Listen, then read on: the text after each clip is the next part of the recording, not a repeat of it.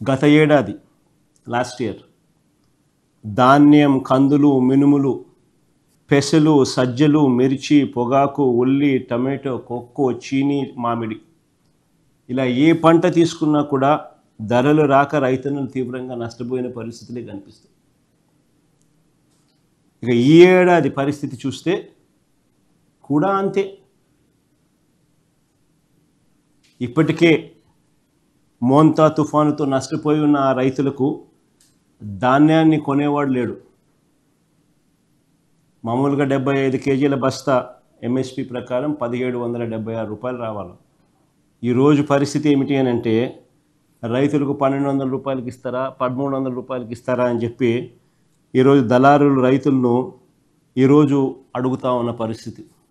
ఆశ్చర్యం కలిగించే విషయం ఏమిటి తెలుసా? ఇంకో పక్క దిత్వా తుఫాన్ అంటే ఇప్పుడు జరుగుతూ ఉంది. లాస్ట్ ఫ్యూ డేస్ నుంచి దిత్వా తుఫాను చూస్తూ ఉన్నాం. ఇంకో పక్క దిత్వా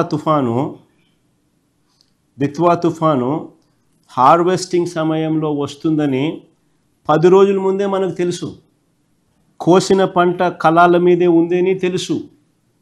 ఇంకా ఆశ్చర్య విషయం ఏమిటంటే ఈ పంట కొనకపోతే ధాన్యం తడిచిపోతుంది అని తెలుసు. రైతులు ఇప్పుడే దెబ్బతిని ఉన్నారు. ఈ ధాన్యం మనం కొనుగోలు చేయకపోతే రైతులు ఇంకా నష్టపోతారు అని కూడా తెలుసు.